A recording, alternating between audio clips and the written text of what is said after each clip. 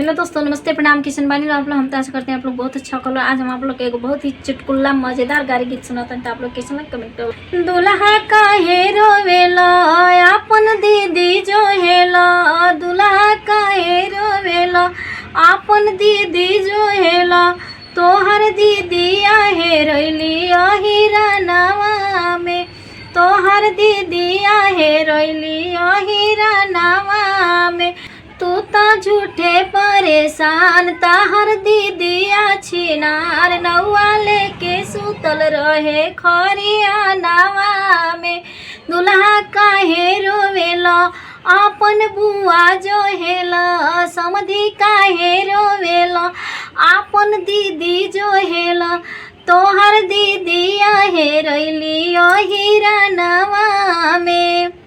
तू तो झूठे परेशान, तुहर बुआ छिना, तू तो झूठे परेशान, तोहर दीदिया छिना, नौआ लेके भागल रहे खरिहानावा में। बढ़िया।